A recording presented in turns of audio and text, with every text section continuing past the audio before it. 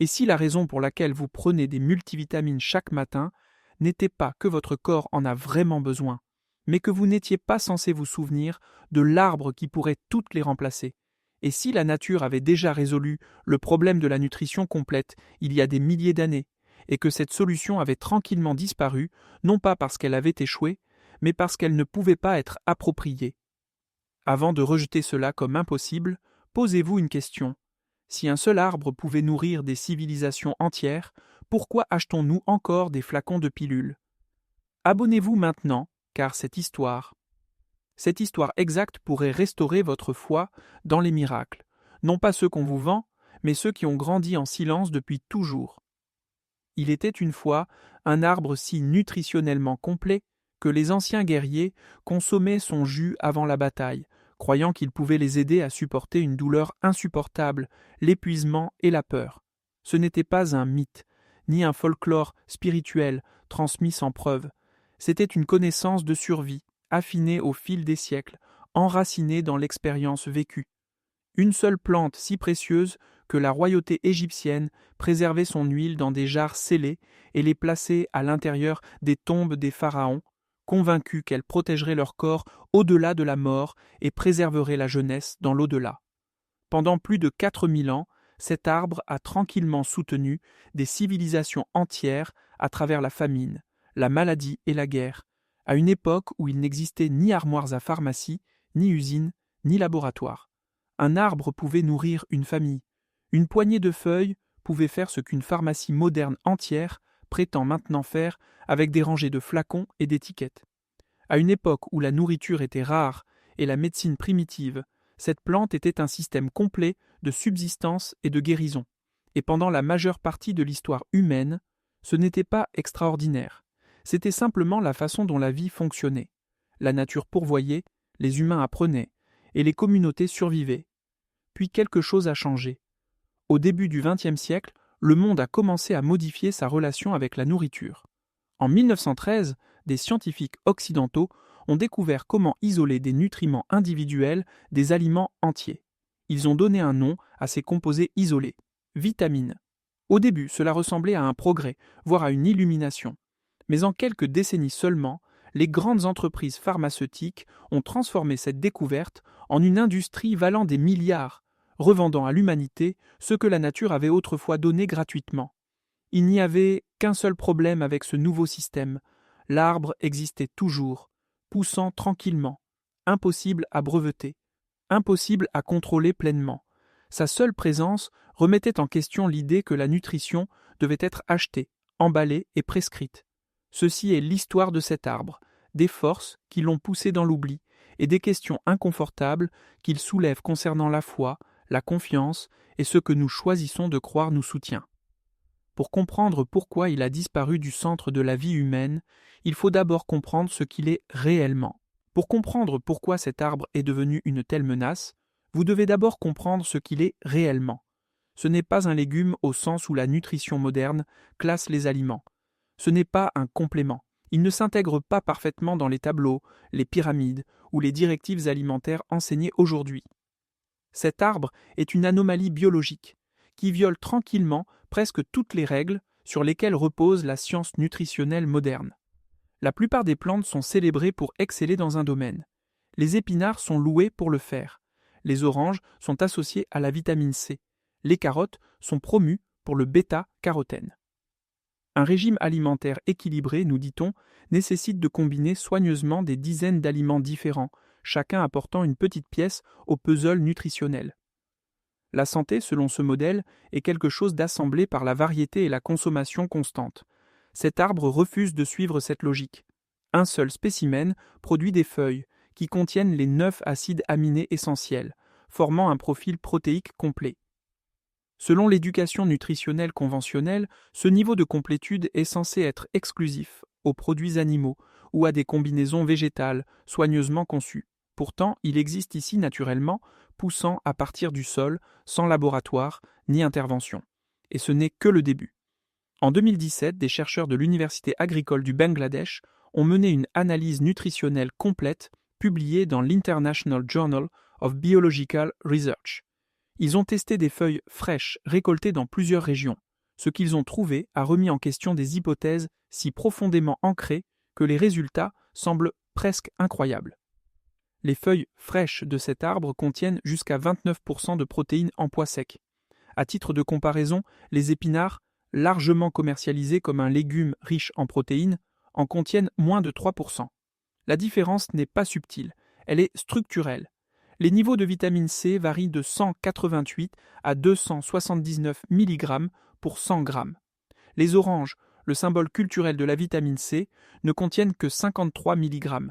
La teneur en fer dépasse celle des épinards. Les niveaux de bêta-carotène surpassent ceux des carottes. La densité de calcium est supérieure à celle du lait. Ce n'est pas une amélioration progressive, c'est une compression nutritionnelle, un entrepôt de composés essentiels concentrés en un seul organisme vivant. L'arbre pousse rapidement, atteignant 18 pieds en 6 mois. Il prospère en période de sécheresse, survit dans les sols pauvres et ne nécessite ni engrais ni pesticides. Vous le plantez une fois et il vous nourrit pendant des décennies. Pour le monde antique, ce n'était pas miraculeux. C'était attendu. Le vrai mystère n'est pas pourquoi cet arbre existe, mais pourquoi un système basé sur la rareté pourrait un jour permettre qu'il soit rappelé. Bien avant l'existence des laboratoires, des brevets et des étiquettes nutritionnelles, cet arbre était déjà tissé dans les fondements de la civilisation humaine. Son histoire remonte à plus de 4000 ans, originaire des régions sub-himalayennes de l'Inde, où il était cultivé, étudié et vénéré au sein du système de médecine ayurvédique sous le nom sanskrit de Shigru. Dans ces textes anciens, l'arbre n'était pas décrit comme un complément ou une tendance santé. Il était décrit comme la médecine elle-même. Les écrits anciens lui attribuaient la capacité de traiter plus de 300 affections différentes, allant de l'inflammation et des troubles digestifs à la fatigue et à la faiblesse chronique. Il n'était pas séparé de la vie quotidienne, il faisait partie de la survie. Environ 2000 ans avant l'ère commune, l'arbre s'était répandu dans l'Égypte ancienne. Là, ses graines étaient pressées pour en faire une huile dorée, connue sous le nom d'huile d'ébène, prisée pour sa remarquable stabilité et ses qualités protectrices. Les Égyptiens l'appliquaient sur leur peau pour se protéger du soleil implacable du désert. Elle était mélangée à des parfums et à des traitements anti-âge, non pas comme une expérimentation luxueuse, mais comme une tradition de confiance. L'huile était considérée comme si précieuse que des jarres scellées étaient là placées dans les tombes des pharaons, destinées à préserver la vitalité au-delà de la mort. Les archéologues ont découvert ces jarres. Ce n'était pas une légende, c'était une pratique documentée. L'influence de l'arbre a continué vers l'ouest. Les sociétés grecques et romaines antiques l'ont importé pour la santé digestive, l'endurance et la vitalité générale. Il était consommé par l'élite, discuté par les médecins et intégré à la haute cuisine plutôt que rejeté comme médecine populaire. Pourtant, l'utilisation la plus révélatrice provient peut-être de l'Empire Maurya en Inde. Les documents historiques décrivent comment les guerriers recevaient des extraits de feuilles de l'arbre avant d'entrer au combat. La croyance était que cela réduisait la douleur, calmait l'esprit et fournissait une énergie soutenue sous un stress extrême. La science moderne confirme maintenant ce que ces guerriers ont expérimenté de première main. L'arbre contient de puissants composés anti-inflammatoires, des antioxydants et une nutrition complète capable de soutenir l'endurance et la récupération. Leur confiance n'était pas mal placée. C'était une vérité biochimique exprimée par l'expérience vécue. Pendant des milliers d'années, cet arbre a fonctionné comme nourriture, médicament et sécurité économique. Il ne demandait rien en retour. Aucun achat récurrent, aucune dépendance, aucune propriété. Et puis, presque soudainement en termes historiques, son rôle central dans la vie humaine a commencé à s'estomper. Non pas parce qu'il a fait défaut à l'humanité, mais parce que les systèmes de l'humanité ont évolué dans une direction où l'abondance sans profit est devenue un problème plutôt qu'une bénédiction. Pendant des milliers d'années, la nutrition était inséparable de la nourriture elle-même. La guérison provenait de ce que les gens cultivaient, cueillaient et préparaient. Cette relation a changé brusquement en 1913. À l'université du Wisconsin, 2 biochimistes, Elmer McCollum et Marguerite Davis, ont réussi à isoler la vitamine A du beurre et de l'huile de foie de morue. En surface, cette découverte semblait inoffensive, voire bénéfique. Elle semblait confirmer ce que les cultures anciennes savaient déjà, à savoir que certains aliments contenaient de puissants composés vitaux. Mais la science a fait un choix critique à ce moment-là. un choix qui allait remodeler à jamais la relation de l'humanité avec la nutrition. Au lieu de protéger et de promouvoir les plantes qui contenaient naturellement ces nutriments, l'accent a été mis sur l'extraction, l'isolement et la propriété. Les nutriments n'étaient plus compris comme faisant partie de systèmes vivants. Ils sont devenus des molécules individuelles dépouillées de leur contexte naturel et reconditionnées en produits. En moins d'une décennie, les entreprises pharmaceutiques ont reconnu l'opportunité. Dès 1920, Parke Davis a lancé l'une des premières capsules de vitamines commerciales, un mélange concentré commercialisé directement auprès des médecins. C'était cher, contrôlé et breveté. Le schéma s'est rapidement accéléré. En 1927, la vitamine D synthétique est entrée sur le marché.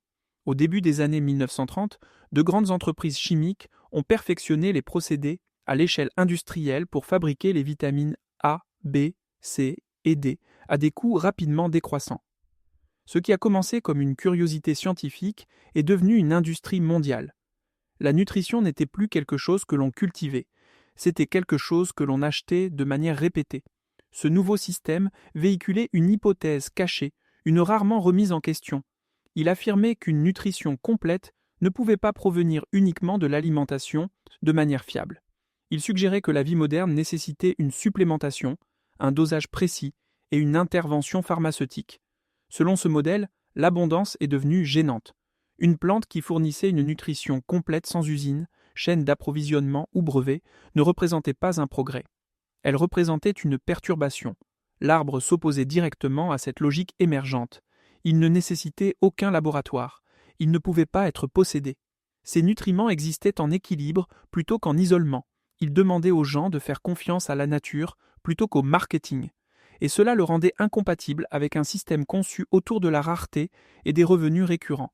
Dans les années 1940, les pilules vitaminées étaient courantes dans les foyers à travers les États-Unis. Les aliments enrichis ont remplacé la nourriture traditionnelle. Pendant ce temps, l'arbre qui avait soutenu des civilisations pendant des millénaires était tranquillement écarté comme étant sans importance, exotique ou non scientifique. Le problème n'a jamais été qu'il ait cessé de fonctionner. Le problème était qu'il ne correspondait pas au modèle économique qui définissait désormais la santé. La disparition de cet arbre de la nutrition courante n'a pas été motivée par le secret ou des réunions obscures. Elle n'a pas nécessité de conspiration coordonnée. L'économie seule suffisait. Le premier problème, et le plus évident, était la propriété. On ne peut pas breveter un arbre. On ne peut pas revendiquer de droits exclusifs sur une plante cultivée, partagée et replantée depuis plus de 4000 ans. L'industrie pharmaceutique s'est construite sur les brevets, sur la capacité à posséder une molécule, à contrôler sa distribution et à la vendre à des prix de monopole pendant des décennies. Cet arbre n'offrait aucun de ces avantages. Vint ensuite le problème de la transformation. Les feuilles de cet arbre commencent à perdre leur puissance nutritionnelle peu après la récolte. Leurs vitamines se dégradent si elles ne sont pas séchées ou consommées rapidement. Cela rend la plante incompatible avec les systèmes alimentaires industriels conçus pour une longue durée de conservation et une expédition mondiale. Les vitamines synthétiques, en revanche, sont chimiquement stables. Elles peuvent rester dans des entrepôts pendant des années en attente d'être vendues. Stabilité signifiait profit. Fraîcheur signifiait risque. Il y avait aussi la question du goût. Les feuilles sont amères, terreuses et peu familières au palais habitué à la douceur et à la commodité. Plutôt que d'éduquer les gens sur les méthodes de préparation traditionnelles, l'industrie a choisi la voie la plus facile. Les pilules étaient enrobées, aromatisées et conçues pour une consommation sans effort. La connaissance a été remplacée par la conformité. Avaler est devenu plus facile qu'apprendre. La standardisation présentait un autre obstacle. Une pilule promet la précision. Un comprimé équivaut à une dose fixe. Cette illusion de contrôle s'intègre parfaitement dans la pensée médicale moderne. Une plante vivante ne se comporte pas de cette façon. Ses niveaux de nutriments varient avec le sol, la saison, le climat et les soins. Elle est vivante, non uniforme. Et les systèmes vivants ne s'alignent pas sur des modèles qui exigent la prévisibilité avant tout. Mais sous toutes ces préoccupations pratiques se trouvait la réalité la plus menaçante de toutes. Cet arbre ne générait pas de revenus récurrents. Vous le plantez une fois et il produit pendant des années. Il nourrit des familles sans nécessiter un rachat constant. Une pilule de vitamines est l'opposé. Aujourd'hui, vous en prenez une. Demain, vous en avez besoin d'une autre. Lorsque le flacon est vide, le cycle continue.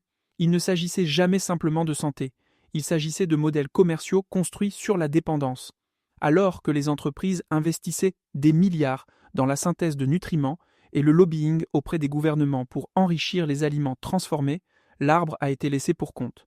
Au milieu du XXe siècle, les suppléments vitaminiques étaient normalisés, et l'idée qu'une nutrition complète puisse provenir d'une plante de jardin semblait presque absurde, non pas parce que c'était faux, mais parce que c'était économiquement incommode. La partie la plus troublante de cette histoire n'est pas ce qui a été oublié, mais pourquoi cela a été oublié. L'essor de l'industrie des vitamines ne s'est pas produit dans le vide. Au début du XXe siècle, la nourriture elle-même était dépouillée de sa vie. La farine blanche a remplacé les céréales complètes. Le riz poli a remplacé les aliments de base traditionnels. Les aliments en conserve et transformés ont prolongé la durée de conservation tout en supprimant discrètement les nutriments essentiels. La carence a suivi. Les gens sont devenus plus faibles, non pas parce que la nature leur a fait défaut, mais parce que les systèmes ont remodelé ce qu'ils consommaient. La réponse aurait pu être simple: préserver les aliments entiers, protéger les plantes traditionnelles, réintégrer les connaissances qui avaient soutenu l'humanité pendant des milliers d'années. Au lieu de cela, la solution choisie fut la synthèse. Les nutriments manquants ont été fabriqués, isolés et revendus sous forme de pilules. Le problème a été monétisé plutôt que résolu. Un arbre dans chaque jardin aurait pu prévenir une grande partie de cela. Une poignée de feuilles dans les repas quotidiens aurait pu apporter une nutrition complète sans dépendance. Mais il n'y avait aucun profit dans cette vision. Aujourd'hui, le schéma continue. On nous dit que nous avons besoin de suppléments de calcium, alors que cet arbre pousse avec une densité de calcium plus élevée que le lait. On nous vend des poudres de protéines, alors que ces feuilles contiennent un profil d'acides aminés complet. On nous prescrit des pilules de fer, alors qu'ils surpassent les épinards. La connaissance n'a jamais été perdue. Il était simplement gênant de s'en souvenir. Et pourtant, l'arbre n'a jamais disparu. Il pousse toujours à travers les tropiques et les subtropiques. Les agriculteurs en Inde, en Afrique et en Amérique du Sud le cultivent tranquillement. Des graines sont disponibles. Les feuilles peuvent être récoltées, séchées, réduites en poudre et ajoutées au repas quotidien. Il ne nécessite pas de permission, il ne nécessite pas de prescription, il nécessite du soleil, de la terre et de la patience. Son goût est terreux, peu familier, honnête. Sa nutrition est complète.